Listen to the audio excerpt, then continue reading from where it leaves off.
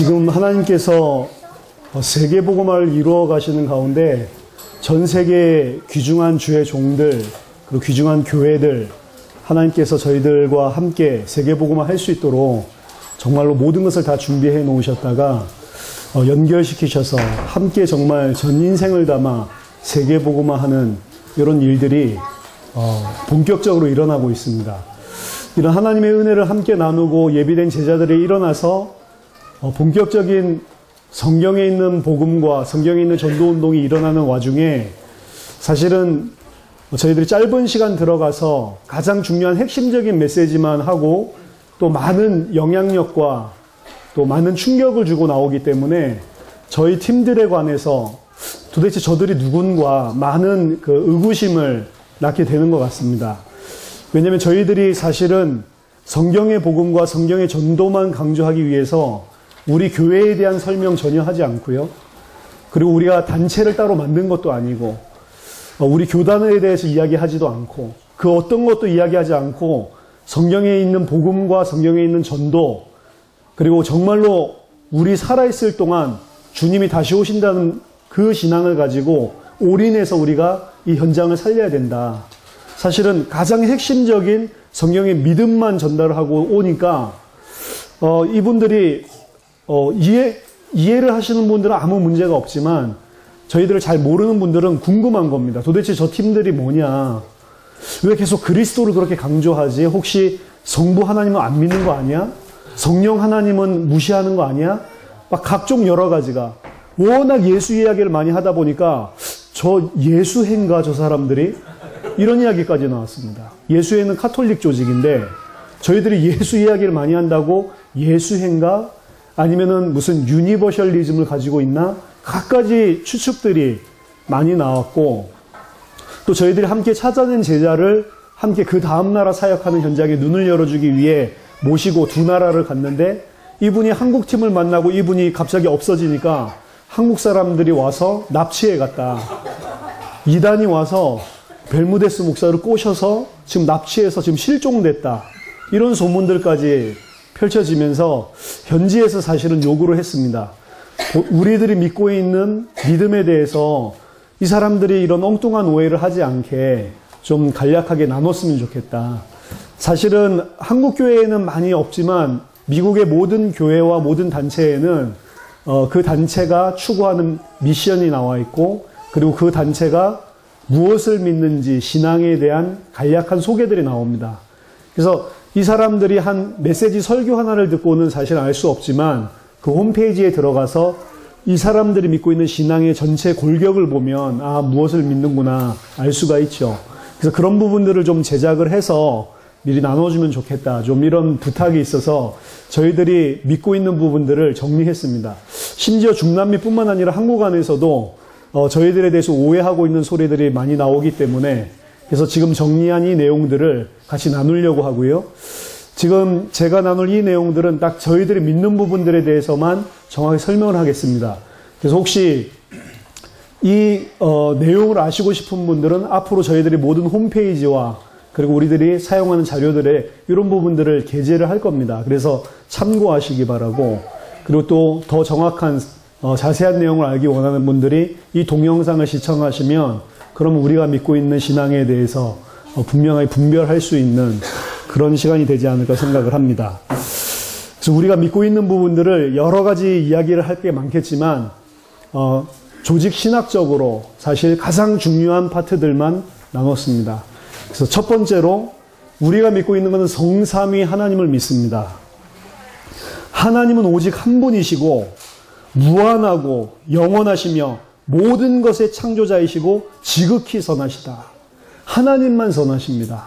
그리고 하나님은 지극히 선하십니다.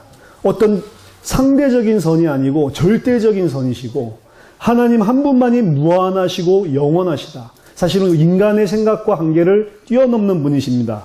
그는 본질상으로 한 분이시지만 in essence 그의 본질은 한 분이시지만 성부, 성자, 성령의 세 위격으로 존재하십니다. 영어로 말하면 성부, 성자, 성령의 세 person으로 세 가지 person으로 존재를 하신다. 이 말은 무슨 말이냐면 성령 하나님도 한 인격이시고 성자 하나님도 한 인격이시고 성령 하나님도 한 인격이십니다. 성령은 무슨 파워고 힘이고 능력이 아니고 성령도 인격이십니다. 그렇지만 그분은 그 세 하나님이 아니고 이 삼위의 하나님은 동질하고 능력과 그 본질에 있어서 전혀 차이가 없고 동질한 동격적인 능력과 모든 성품을 가지고 있는 하나이십니다. 이거는 세상에 없는 개념입니다. 어떻게 세 독립된 인격이 있는데 어떻게 똑같냐? 그런 것은 전 세계에 단 하나도 없습니다. 아무리 똑같이 생긴 물건을 만들더라도 깊이 보면 다 틀립니다. 근데 하나님은 세 위격으로 존재하시지만 완전히 같으신 분이라니까요. 이게 인간 세상에는 없는 개념이고 하나님 안에서만, 성삼위 하나님 안에서만 볼 수 있는 비밀입니다. 그래서 우리가 그걸 100% 다 이해할 수 없겠죠.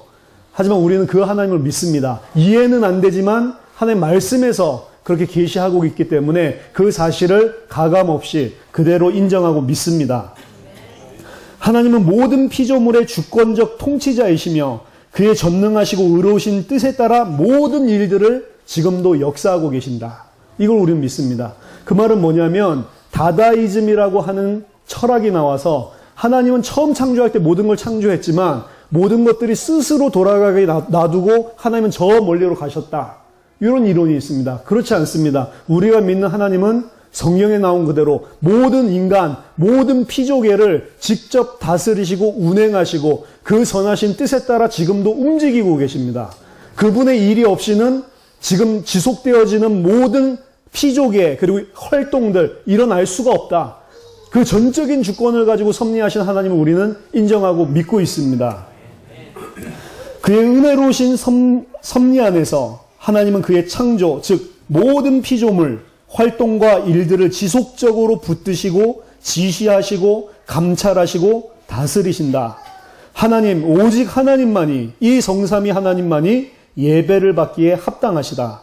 우리는 모든 피조물과 개인의 삶, 집단적인 삶, 모든 것을 통치하시는 그 의로우시고 은혜로우신 하나님의 왕권을 선언하고 살펴보고 송축하고 그에 복종하기 위하여 의식적으로, 의도적으로 모든 삶을 드린다.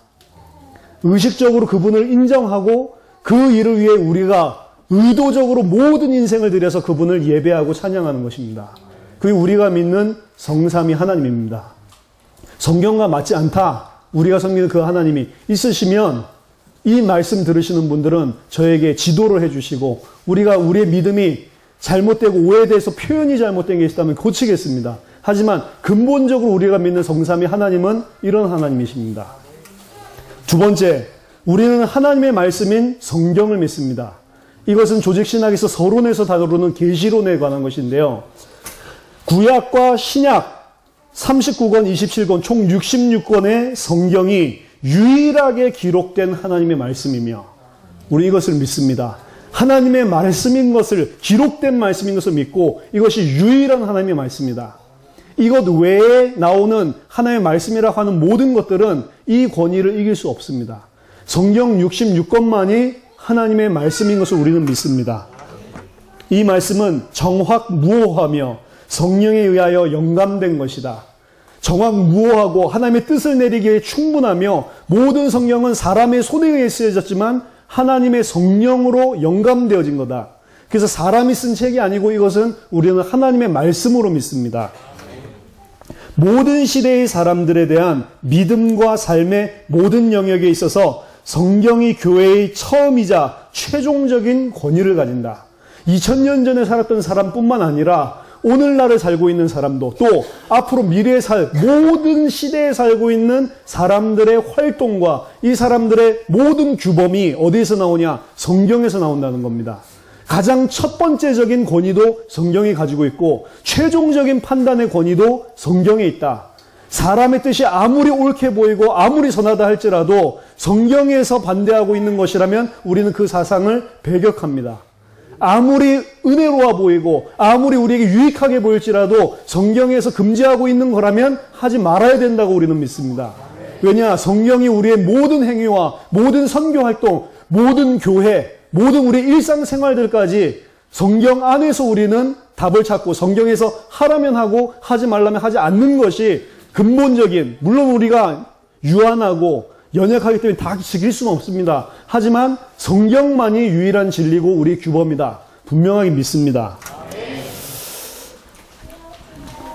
지속적인 성령의 계시는, 성령께서는 저희는 지속적으로 지금도 계시하고 있다고 믿습니다. 하지만 지속적인 성령의 계시는 항상 성경과 부합될 것이다. 성경에 부합되지 않는 새로운 계시를 주는 법이 없다.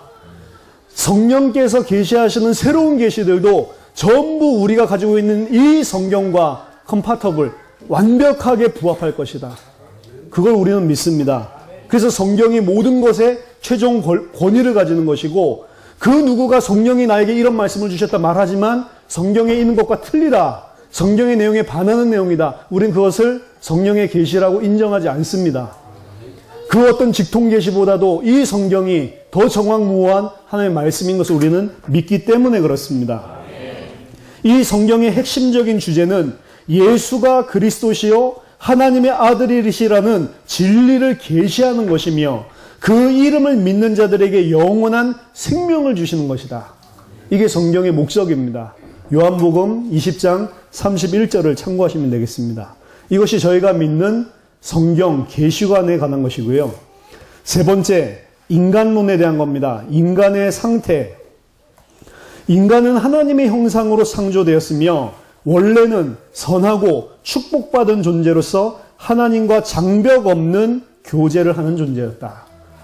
처음 원래 인간을 창조하실 때는 하나님의 형상으로 하나님과 어떠한 거리낌도 없이 교제를 하며 하나님의 축복을 받았고 선한 존재였다.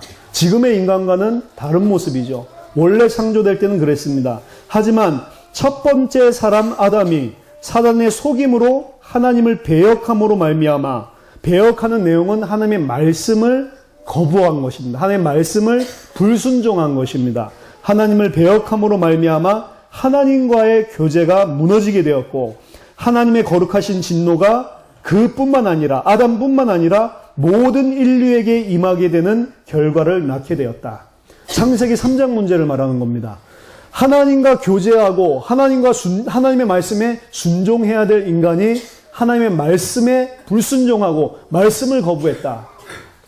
이 문제는 조금 더 자세히 설명을 드리면, 하나님의 형상대로 창조됐을 때는 축복된 존재였고 선한 존재였다. 그 말은 무슨 말이냐면, 하나님이 처음에 창조했을 때에는 인간이 그 어떠한 문제도 없는 완전한 축복을 받은 자였고, 그리고 선하게 창조되었다는 말은 하나님의 뜻을 순종할 수도 있고 순종 안 할 수도 있는 완벽한 상태였다는 것입니다.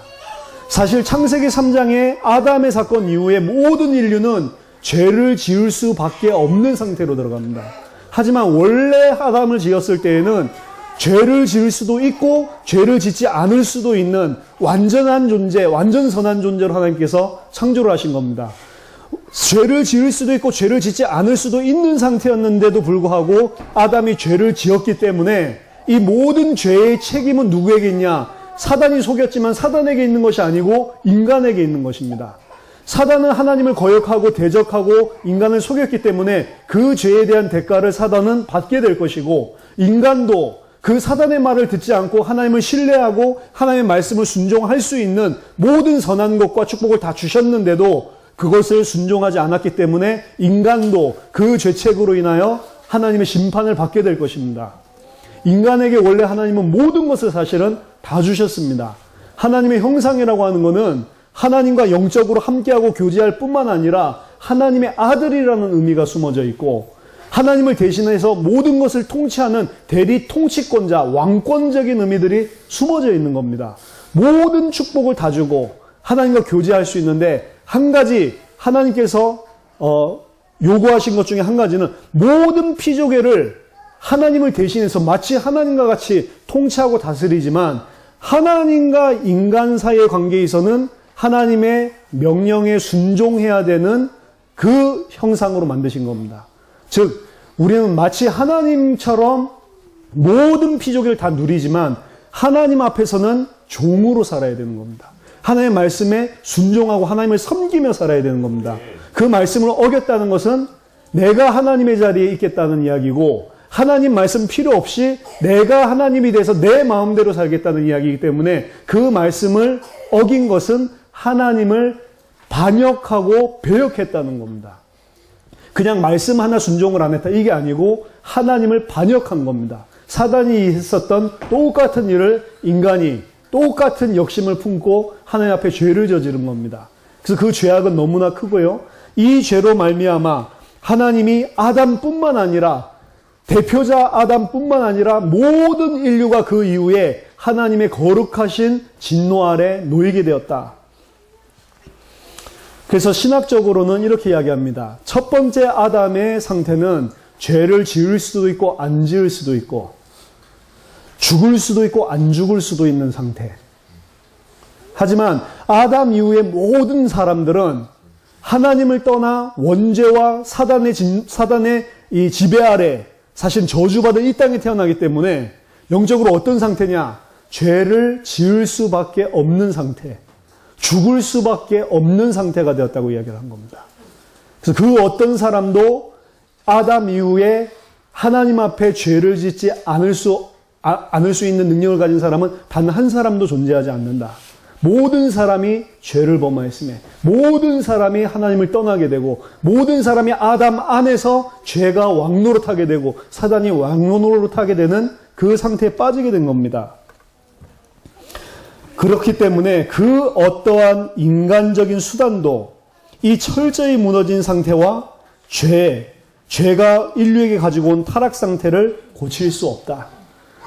다른 것은 열심히 할 수 있을지 몰라도 착하게 살 수도 있습니다. 선하게 살 수도 있습니다. 그렇지만 이 하나님과 인간 사이의 관계에서 지금 벌어진 이 문제, 하나님과의 교제가 철저하게 무너지고 완전히 죄와 저주 가운데 타락으로 완전히 무너진 이 인간, 원래 인간의 그 형상이 완전히 상실된 요것을 그 어떠한 인간적인 노력과 인간적인 치유책과 해결책으로도 원상복귀할 수 없는 처참한 상태가 되었다.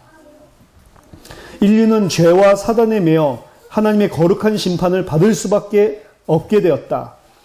하나님께서 개입하셔서 은혜와 구원을 주시지 않으면 인간은 영원히 상실된 상태로 정죄를 받게 된다. 이게 인간의 상태입니다.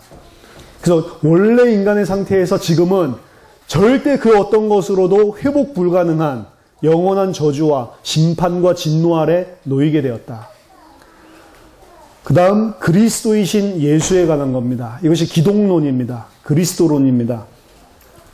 영원하신 하나님의 아들이 나사렛 예수라는 인물 속에서 유일하게 인류 역사에 들어오셨다. 예수님은 누구시냐?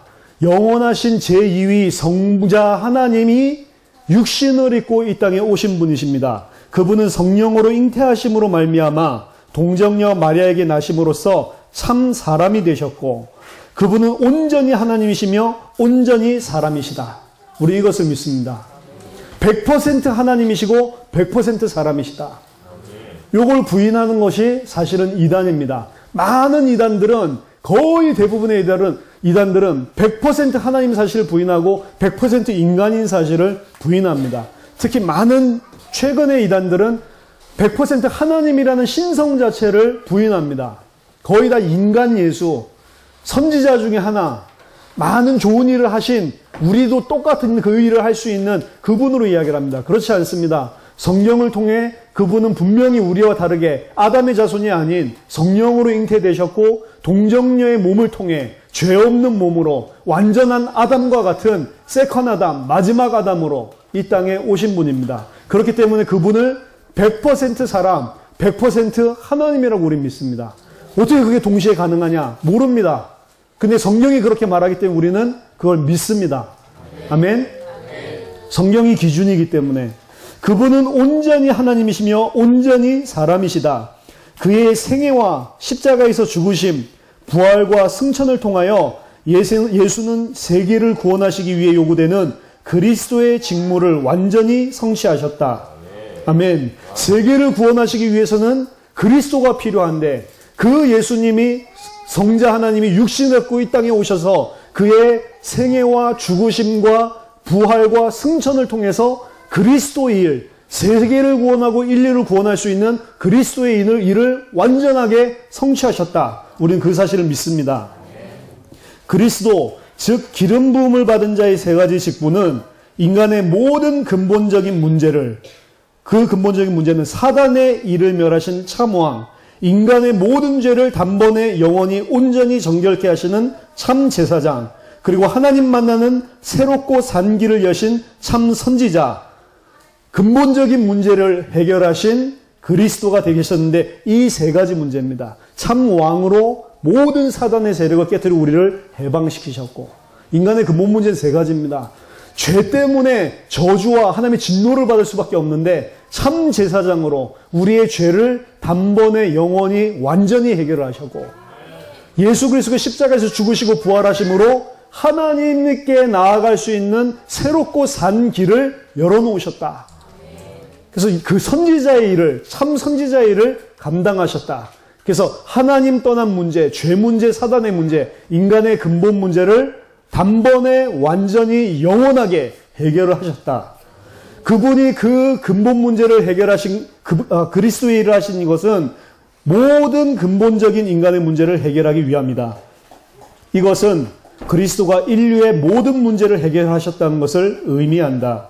그리스도이신 예수는 하나님과 인류 사이의 유일한 한 하나님의 중보자이시며 구원을 위한 하나님의 유일한 방법이다. 다른 길이 없습니다. 예수를 그리스도로 믿지 않고는, 예수를 주라 그리스도라 시인하지 않고는 그 누구도 하나님 만날 수 없습니다. 그 누구도 그 죄책에서 자유할 수 없고 사단의 손에서 빠져나올 수 없습니다. 중보자는 한 분이십니다. 다른 것을 통해서 만나는 게 아니고 예수 그리스도를 통해서 만나는 것이 하나님입니다. 똑같은 하나님이라고 이야기하지만 예수 그리스도를 통해서 만나지 않는 하나님은 하나님이 아닙니다. 우상이고 귀신이고 사단입니다. 아무리 열심히 하지만 예수 그리스도를 유일한 중보자로 인정하지 않는 세상의 모든 종교는, 그 사람들이 만나고 그 사람들이 아버지라고 부르는 하나님은 성경에서 말하는 성부 하나님이 아닙니다. 그리스도를 통해서만 우리는 하나님을 만날 수 있고 유일한 한 중보자이십니다. 아멘. 그래서 사실은 이 부분이 미국 신학교와 많은 교회에서 사실은 헷갈리고 있는 부분입니다. 예수 그리스도 아니고도 구원받을 수 있다. 지금 다원주의가 판을 치고 있습니다. 많은 기독교인들조차 그렇게 대답을 하고 있습니다.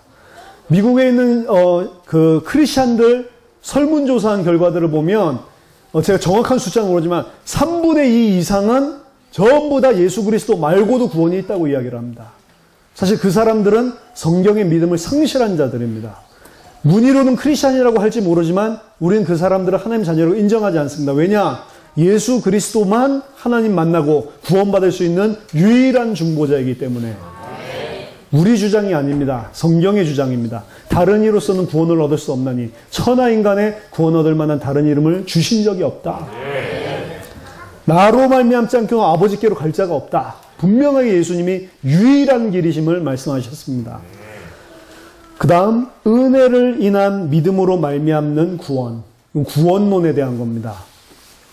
구원은 하나님께서 인류와 모든 피조물을 죄와 그 결과로부터 다시 되찾으시는 하나님의 그리스도를 통한 은혜의 사역이다. 구원은 믿음으로써 받게 되는 하나님의 은혜의 선물이다. 그리스도의 의가 그를 믿는 자들에게 전가되는 것이며 그 결과로 하나님 앞에 바르게 서게 되는 것이다. 우리의 구원과 성화는 전적으로 하나님으로부터 시작되며 하나님의 은혜이다. 그것은 근본적으로 우리의 선택이 아니며 하나님의 택하심 선택이다. 그것은 하나님의 우리의 인생을 위한 은혜로운 목적이며 하나님의 영광을 위함이다. 아멘. 우리를 구원하시는 것도 우리를 위한 게 아니고 1차적으로는 하나님의 영광을 위한 것입니다. 그리고 우리가 구원을 받을 수 없기 때문에 그 어떤 것으로 그리스도를 베푸시고 그게 믿어지게 하시고 우리를 선택하셔서 부르신 것은 전적으로 하나님의 은혜입니다. 근데 여기에 있는 것 중에 한 가지 노트하실 것은 구원받는 것만 하나님의 은혜가 아니라 성화도 전적인 하나님의 은혜라는 겁니다. 구원은 우리 하나님이 은혜로 주시고 성화는 우리가 이제 열심히 도덕적으로 윤리적으로 살아야지, 그게 아니라 구원과 성화의 모든 과정이 전적인 하나님의 은혜와 개입이 없이는, 그리스도의 은혜가 없이는 불가능한 것이다. 그래서 사실은 구원은 믿음으로 받는 것이 아닙니다. 구원은 하나님의 은혜로 말미암아 믿음으로 구원 얻는 것입니다. 여기에는 두 가지가 있는데요. 은혜라는 것은, 왜냐하면 우리가 구원받을 길이 없는데 하나님이 그리스도를 주셔서 이 문제를 해결해 놨다는 것 자체가 은혜고, 두 번째는 그 은혜로 열어주신 길을 믿는 것도 성령의 깨닫게 하시는 성령의 조명, 성령의 계시, 성령께서 거듭나게 하시는 중생의 역사가 없이는 그 누구도 믿을 수가 없는 겁니다. 그래서 구원은 설득으로 되는 것이 아니고 교육으로 되는 것이 아닙니다. 자동적으로 되는 것이 아니고 정확한 복음과 성령의 역사로 예수가 그리스도심이 믿어지는 자에게만 오는 하나님의 은혜입니다. 그래서 우리가 감사하고 하나님께 영광 돌릴 수밖에 없는 이유가 이 이유죠. 그 어떤 사람도 하나님 앞에 하나님이 나를 선택해야 된다는 조건을 가진 자는 단 한 사람도 없습니다. 내가 이런 부분을 가졌으니 당신이 나를 선택해야 된다. 그런 조건, 메리트를 가지고 있는 사람은 전 인류 중에 단 한 명도 없습니다. 그런데도 불구하고 전적으로 하나님의 은혜로 우리를 택하시고 믿어지게 하시기 위해서 성령으로 우리를 중생시키시고 깨닫게 하시고 믿게 하신 것은 하나님의 은혜입니다.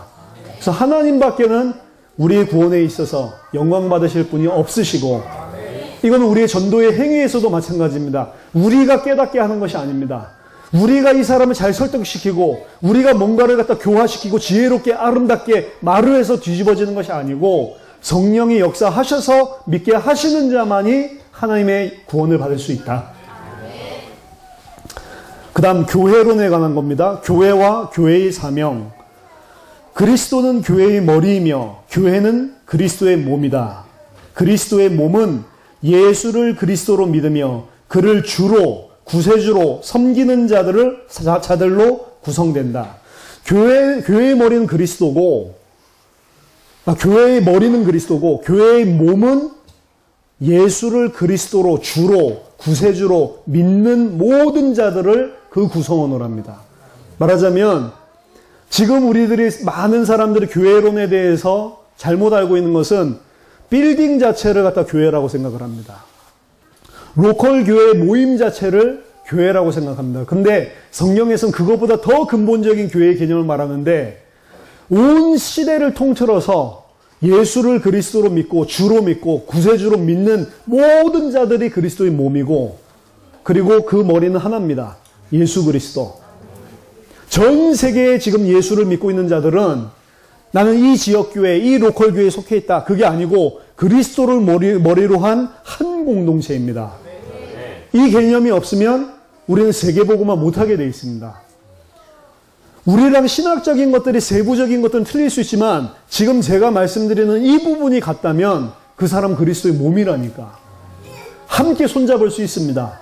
모든 것을 뛰어넘을 수 있습니다. 신내교, 장내교, 사도교파까지도 다 뛰어넘어서 같이 하나 돼서 세계를 살릴 수 있습니다. 이것을 인정하지 않으면, 우주적인 교회, 눈에 보이지 않는 무형교회를 인정하지 않으면 사실은 교회는 로컬 교회를 위해서 자기 자신이 속한 그 육신적으로 눈에 보이는 교회를 위해서 다른 교회랑 경쟁하게 돼 있습니다. 틀린 거잖아요. 근데 지금 교회가 그렇게 흘러가고 있습니다. 많은 교회들이 본질적인 교회의 의미를 놓치고 교회 빌딩이 교회인 줄 알고 있습니다. 그렇지 않습니다. 전 세계 교회는 하나다. 교회는 눈에 보이는 건물, 모임, 요게 교회가 아니고 한 사람 한 사람이 사실은 교회입니다.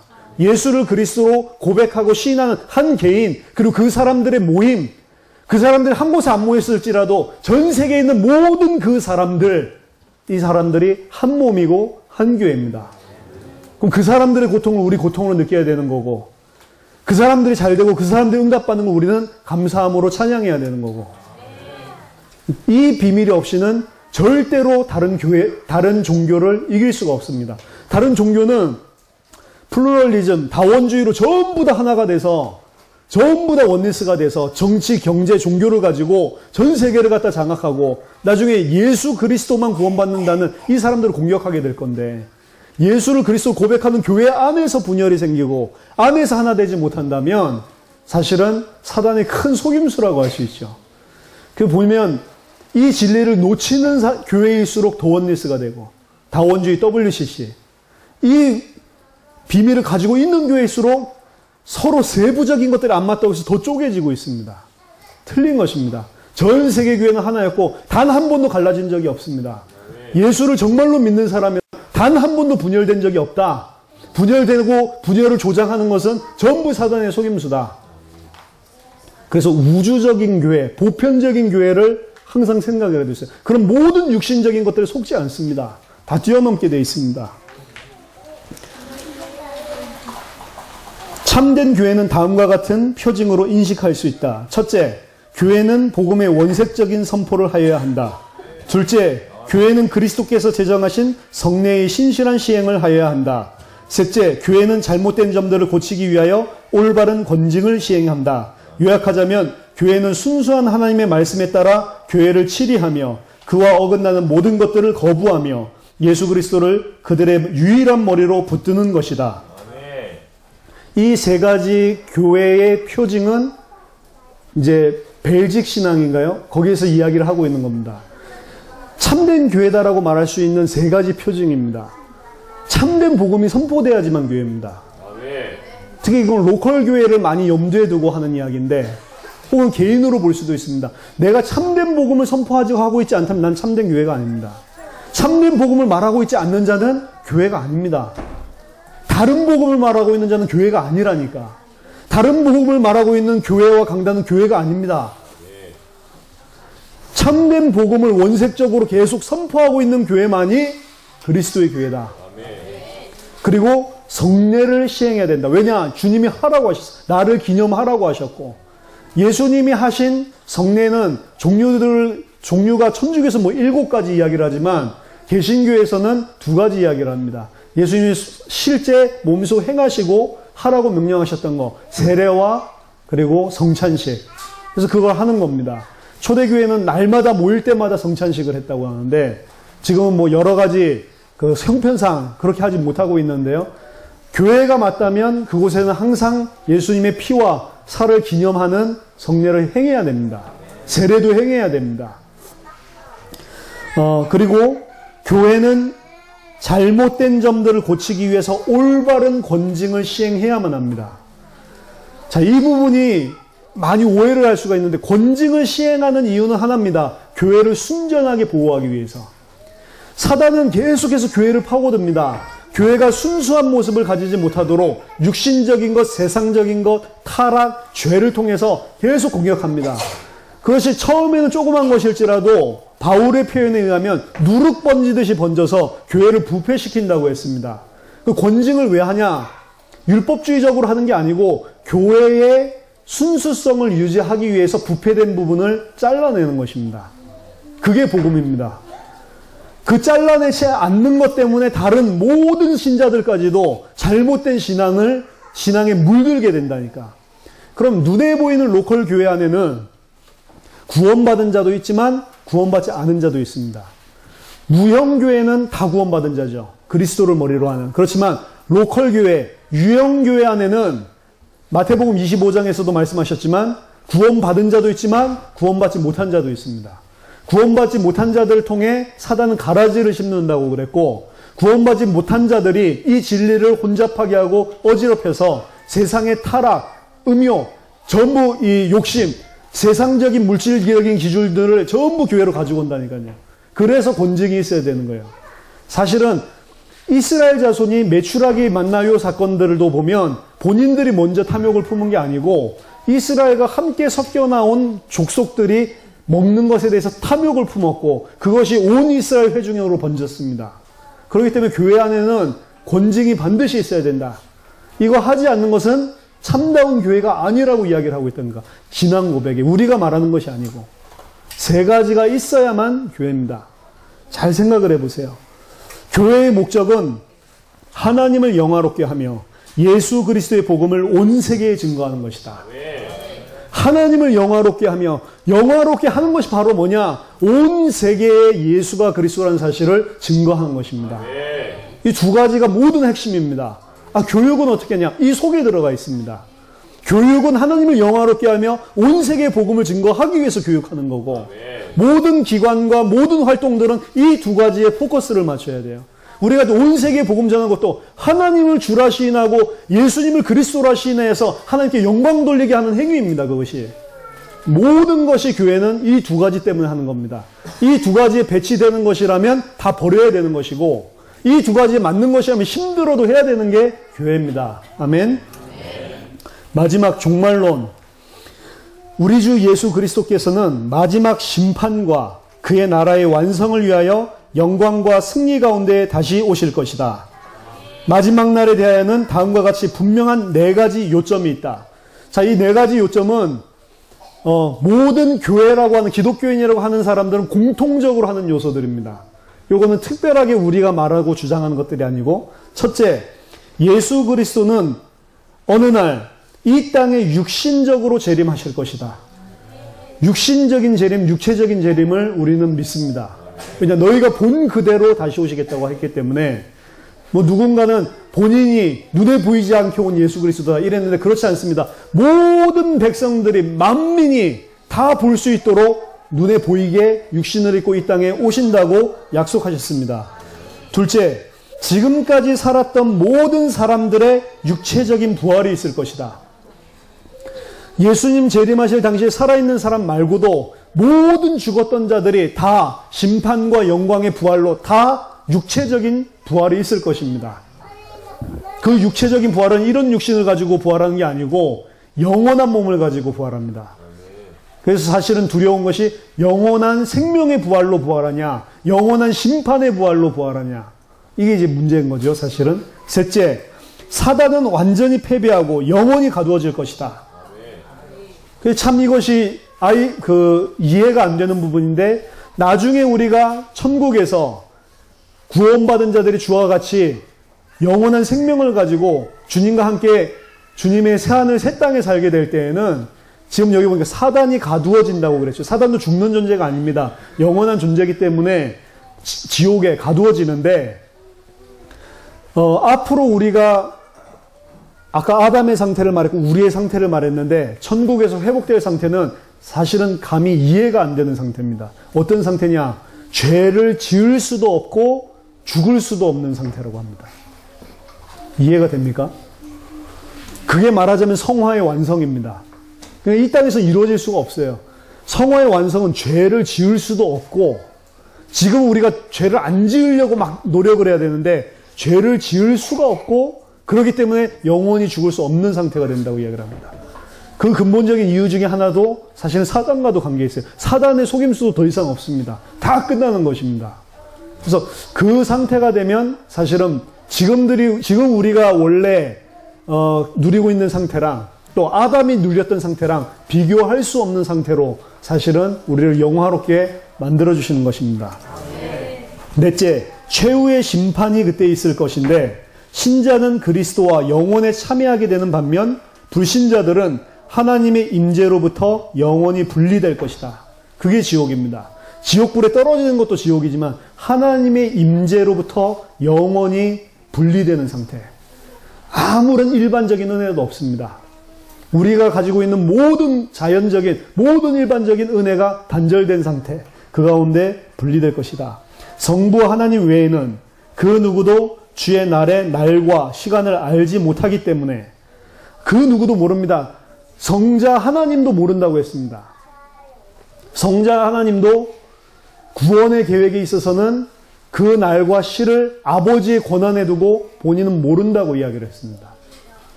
이 사실은 분명히 그렇기 때문에 시와 날과 년을 클리어하게 이야기하는 사람은 시한부 종말론이라고 해서 이단적인 사상입니다. 그 어떠한 합리적인 것을 가지고, 그 어떠한 논리적인 걸 가지고 또 계시록을 끼워 맞춰서 그걸 갖다가 나를 갖다가 이야기를 한다고 하더라도 거짓말입니다. 왜냐? 아무도 알지 못한다고 했기 때문에. 자, 아무도 알지 못한다고 했기 때문에 중요한 신앙이 있는데, 아무도 알지 못한다고 했기 때문에 신자들은 주의하고 깨어서 정신을 차리고 근신해야만 한다. 이게 성경적인 종말론의 키입니다. 언제 오실지 모르고 당장 내일 오실 수도 있기 때문에 정신을 차리고 근신하고 깨어서 아버지 앞에 서서 하루하루를 살아야 되는 겁니다. 아멘. 참된 신자들은 하나님의 날을 간절히 기다리고, 근데 그 주님이 깨어있으라는 말은 주님이 언제 오셔도 괜찮다는 이야기고, 언제 오시더라도 그 주님을 맞이할 수 있는 간절함과 사모함이 있어야 되는 것이고, 신약 성경에 보면 계속해서 이야기합니다. 그 날을 간절히 사모해라. 그 날을 간절히 기다리라. 정말 우리가 제대로 된 신앙을 가진 사람이라면 그 날을 두려워하는 것이 아니고 그 날이 속히 오기를 간절히 사모하고 기다리는 자가 바른 신앙을 가지고 하나님 앞에 서 있는 사람 아닙니까? 왜 오는 걸 두려워하죠? 이미 그 자체가 내가 바른 신앙 안 가지고 있는 것 같고 내가 참된 신자가 아닌 것 같기 때문에 두려워하는 거잖아요. 근데 진짜 우리가 하나님 앞에 정말로 하나님 주신 복음과 이 생명을 가지고 있다. 그 날이 오기를 간절히 바라고 속히 오기를 사실은 원하는 것입니다. 아멘. 참된 신자들은 하나님의 날을 간절히 기다리고 그 날이 속히 올 수 있도록 재촉하기 때문에. 이게 무슨 소리냐? 성경 한 군데를 찾아보겠습니다. 베드로후서 3장.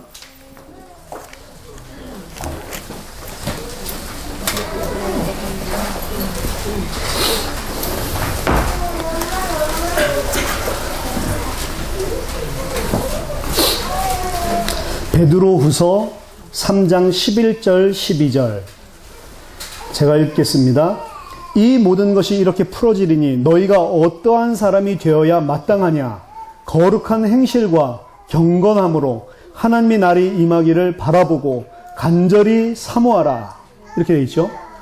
하나님의 날이 임하기를 바라보고 간절히 사모하라. 우리나라 말로는 이렇게 되어 있습니다. 지금 제가 원어를 시간이 없어서 확인을 못했지만 영어 성경 중에서 최근에 학자들이 가장 보수적이면서 그리고 가장 원문을 가지고 새롭게 영어로 해석한 그 번역본이 ESV입니다. 지금 많이 일반적으로 쓰는 거는 NIV입니다. 근데 ESV라는 것들을 이 보수 측에서 만들었어요. 한 10년 전에. 그래서 ESV를 보면 헬라어 자체를 굉장히 잘 반영을 하고 있고, 그리고 NIV에서 좀 쉬운 말로 표현하기 위해서 현대 사람들에게 중화되어 있는 것들을 원문 가깝게 그대로 활용을 합니다. 그래서 진짜 원문에는 뭐가 써있지 참고하실 때 가장 좋은 게 ESV입니다. 근데 그 ESV에서 뭐라고 표현을 하고 있냐면, 지금 우리가 좀 전에 읽었던 거, 하나님의 날이 임하기를 바라보고 간절히 사모하라. 이렇게 돼 있죠. 근데 이렇게 안 돼 있고, 거기는 뭐라고 돼 있냐면, 하나님의 날이 임하기를 기다리고, 그 다음에 그것을 헤이스닝 하라. 그 날을 재촉하라. 그 날을 앞당기라. 이렇게 돼 있어요. 놀랍지 않습니까? 이게 바로 베드로가 주의 날이 오기를 사모하라는 말입니다. 사모하기 때문에 그 날을 앞당기고 재촉하는 겁니다. 어떻게 앞당기고 재촉하냐? 우리는 한 가지 힌트가 있잖아요. 그래서 보세요. 여기 정리해 놓은 거를. 참된 신자들은 하나님의 날을 간절히 기다리고 그 날이 속히 올 수 있도록 재촉하기 때문에 예수 그리스도의 복음을 모든 민족에게 증언되기 위하여 온 세상에 전파하는 데에 그들의 전 생애를 헌신한다. 마태복음 24장 14절. 이게 바른 종말론을 가지고 있는 신자들의 당연히 나와야 되는 신앙 고백이고 행위입니다. 주의 날이 우리가 살아있는 동안에 속히 오도록 하기 위해서, 물론 때와 시한은 아버지의 권한에 두셨습니다. 그렇지만 내가 살아있는 동안에 언제든지 올 수 있다는 걸 가지고 또 그 시간표를 재촉하고 빨리 앞당기기 위해서 온 세계의 복음을 증거하고 전 세계가 이 복음을 듣도록 만드는데 내 전 인생을 헌신한다. 이게 우리가 가지고 있는 신앙입니다. 성경에 보면 종말론에 관한 것을 두 가지 이야기를 합니다. 첫 번째는 예수님이 곧 오실 거라는 이야기를 너무 많이 했어요, 사실은. 그리고 사도들의 편지에서도 곧 오신다는 이야기가 너무 많이 나옵니다. 그러니까 어떤 생각을 가진 사람들이 있었냐면, 예수님이 곧 오실 거면 일 안 해도 되겠네? 이런 생각을 가진 사람들이 나왔어요. 그렇기 때문에 그 사람들을 권계하는 메시지들이 소수 나옵니다. 소수입니다. 나와요. 일하지도 않는 자는 먹지도 말라. 이런 말. 그리고 누가복음에 보면 너희들이 생각하는 것처럼 그렇게 빨리 오는 건 아니다. 이런 말이 있어요. 그렇게 말하는 것들이 몇 부분이 있습니다. 없지 않아요. 그 말은 왜 들어가 있냐? 그럼 의미를 살펴봐야 되는데, 주님 오신다고 하니까 일도 안 하고 일만 만든대 계속. 왜냐? 일 안 하니까 먹여 살려야 되잖아. 다른 일하는 사람들이. 이런 사람들이랑 너희들 사귀지 말라고 했습니다. 그래서 일하지 않고 아무것도 안 하고 빈둥빈둥 넘어서 뭐 주님 오실 건데 하면서 컴퓨터 게임하고 있는 인간이랑 사귀지 말라. 이런 이야기입니다. 그런 쪽으로 권계하는 메시지들이 종말론에 나오고, 그거보다 더 많은 거 90% 이상 모든 종말론은 뭘 이야기하냐면, 속히 오시기 때문에 깨어서 너희들이 살아있는 동안에 곧 오실 것이기 때문에 깨어서 정신 차리고 있어라. 이 말이 거의 대부분입니다. 그 말은 뭐냐면, 주님이 곧 오실 것이기 때문에 너희의 가치를 땅에 두지 말라는 거예요. 너희의 가치를 육신에 두지 말고 세상에 두지 말고 너희 눈을 하늘에 두라고 하는 겁니다. 너희가 무엇을 위해 살아야 될지 분명한 기준을 가지라는 겁니다. 사실은 그 부분이 더 많이 무너졌어요. 예수님이 계속 안 오시니까, 사도들 다 죽어나가기 시작하니까 이미 어떤 사상이 들어갔냐? 거짓말이다. 안 온다. 이런 사상들이 이미 초대교회 안에 번져나가기 시작했습니다. 사실은 70년이 굉장히 중요한 때인데, 마태복음 24장을 보면 예루살렘이 군사들로 벽에 이 성이 에워싸이는 것을 보거든 그때가 온 줄 알아라. 이런 이야기를 하거든. 로마 병사가 70년도에 이 둘러서서 2년 동안 사실은 68년도부터 공격을 하잖아요. 그때 이미 이 사람들은 굉장히 사실은 임박한 그날, 그걸 사실 기대를 했습니다. 근데 결국에 어떻게 되냐? 예루살렘 다 무너지고 유대인들 다 죽고 사도들 다 죽어나가는데 안 와. 사실은 그 예루살렘이 함락되는 그때가 거의 이제 주님 오실 때가 다 됐다 생각을 했는데 안 왔어요. 그렇게 안 온 게 2000년이 돼버렸어요. 그러니까 이미 1세기 말, 2세기 때 들어가면서부터는 왜 예수님이 이런 말을 하셨을까? 이게 이제 굉장한 퀘션 마크가 된 겁니다. 왜 안 왔는데 그 속히 온다고 하는 것처럼 이야기를 했지? 거짓말 했나? 이제 이런 사상들이 퍼져나, 그걸 갖다가 이제 신학에서 다룹니다. 페루지아 논쟁이라고 합니다. 파루지아 논쟁. 왜 예수님의 하나님의 나라가 도래한 것이 딜레이 되었는가라고 하는 이슈입니다. 그래서 어떤 식으로 하냐면 이런 구절이 있습니다. 하나님의 나라는 볼 수 있게 임하는 것이 아니요 성령이 너에게 임하였으면 이미 하나님의 나라가 너희 속에 있느니라. 이런 말을 하십니다. 그 말을 가지고 그러면 사도행전 2장에 성령을 부어주신 것이 바로 하나님의 나라가 임한 것이구나. 이런 식으로 끼워 맞춥니다. 근데 파루지아 논쟁이 일어난 것 자체는, 왜 논쟁이 일어났냐면 이제 이런 대책을 내놨잖아요. 대책을 내놨을 때 다른 사람들, 모든 사람들이 성령을 보면서 예수님 말씀 보면서 그러네, 그렇게 성취된 거구나 하고 미루면 디베이트이 안 돼요. 논쟁이 안 돼. 그런 대책을 내놨는데도 불구하고 읽는 사람들 눈에는 예수님 말한 건 그런 거 아닌 것 같은데, 이러니까 계속 논쟁이 되는 겁니다, 사실은. 그래, 해결책을 신학적으로는 예수님이 말한 게 성취 안 되면 예수님 말이 거짓말이니까 예수님을 거짓말 안 한 사람들로 만들기 위해서 뭔가 디펜드를 해야 돼요. 그렇죠? 그렇기 때문에 이 논쟁이 계속되는 겁니다. 딱 액면적으로 읽으면 예수님이 곧 돌아오실 것처럼 이야기한 게 맞아요. 근데 안 왔어, 실제로는. 그럼 이거 어떻게 해석을 해야 되냐, 이겁니다. 예수님은 또 곧 오실 것처럼 이야기하면서 때와 기한은 아버지께 있다, 이렇게 이야기를 하십니다. 아버지께 있다고 해놓고 곧 오시겠다고 또 이야기를 해. 그럼 뭐지? 그것도 좀 이상하잖아요. 아버지한테 있는데 자기가 뭔데 곧 오겠다고 해. 이상하지요? 자, 여기에 이제 사실은 키가 있습니다. 이 두 가지를 전부 다 100% 하나님 말씀으로 믿는 게 제가 봤을 땐 신앙이에요. 아버지가 분명히 그때와 나를 아버지만 알기 때문에 하나님 아버지만 안다고, 그리고 언제 일어날지 모른다고 그것도 믿어야 되고, 또 예수님이 곧 오시지 않았지만 곧 오신다고 이야기를 했기 때문에 너희가 살아있는 동안에 볼 자들도 있다고 이야기를 하셨기 때문에 나 살아있는 동안에 예수님이 오신다고 생각을 하고 올인을 하면서 살아야 돼요. 근데 안 이루어졌어요. 안 이루어진 건 상관없어요. 예수님이 그렇게 말씀하셨기 때문에 우리는 그 믿음 가지고 살아야 된다니까. 아멘? 그게 이해가 안 되시면 진짜로 제가 봤을 때는 성령의 계시를 못 받은 사람이. 저는 그렇게 이해를 하니까 페루시아 논쟁할 필요가 없어. 예수님 말이 이루어지고 안 이루어지고 오고 안 오고 상관없어요. 예수님 그렇게 말씀하셔서 그냥 그건 믿어야 된다니까. 아멘? 내 생각에는 아닌 것 같은데 그게 문제잖아요. 그게 창세기 3장 문제 아닙니까? 내 생각에는 먹어도 안 죽을 것 같은데 먹었더니 안 죽어. 육신적으로. 그게 바로 창세기 3장 문제잖아요. 내 기준에 맞고 안 맞고 예수님이 오시고 안 오고 상관없이 예수님이 그렇게 말씀하셨으면 그렇게 믿고 오래나면서 사는 거라니까. 아멘? 근데 그 믿음을 이미 사도 살아있을 때부터 교회가 놓치기 시작을 했다니까. 그러니까 사도들이 쓴 책들에 계속해서 그걸 공개하는 메시지가 나오잖아요. 이미 안 믿은 겁니다, 사람들이. 안 올 것 같다. 안 올 것 같다. 곧 온다고 했는데 안 온다. 안 온다. 이게 이제 사도들 다 죽었어요.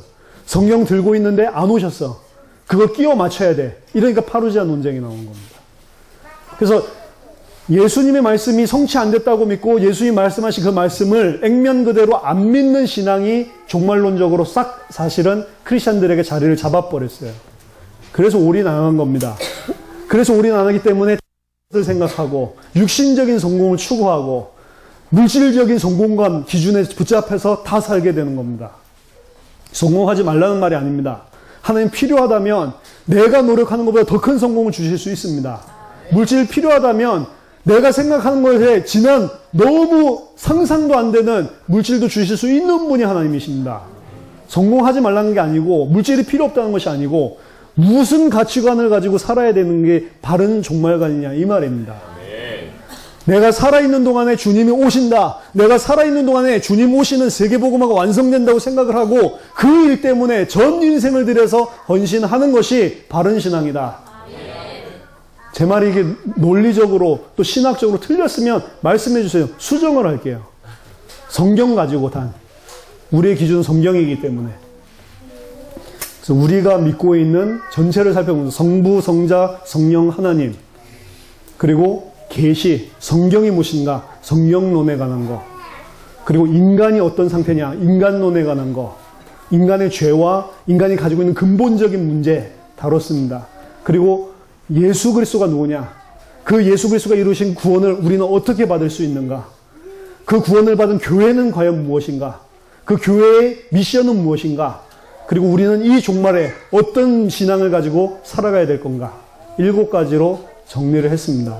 그래서 여러분들이 앞으로 제가 좀 그 단어를 영어로 처음 작성했고 한국어로 고치는데 제가 한국에서 신학 공부를 많이 안 해서 좀 미흡한 것들이 있어서 좀 순화되게 좀 고치고 앞으로 이런 것들을 우리 홈페이지라든지 앞으로 이런 데 올려놓을 겁니다.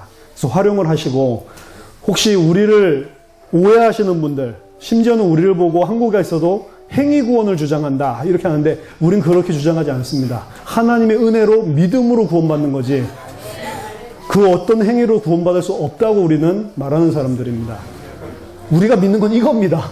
좀 전에 말씀드렸고 아이폰을 믿는 게 아니고 좀 전에 말씀드렸던 그 내용을 믿는 겁니다. 그래서 거기에 의해서 우리를 정죄하시고 판단해 주셨으면 좋겠습니다. 기도하겠습니다.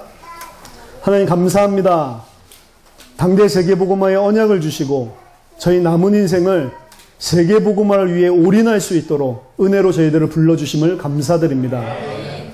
우린 너무 부족하고 연약하고 아무것도 할 수 없는 존재인데 우리를 충성되이 여기셔서 이 자리까지 불러주심을 감사드립니다. 장차 그리스도께서 주실 그 영광에 합당한 자로 하루하루를 살아갈 수 있도록 우리에게 은혜를 날마다 베풀어 주시옵소서.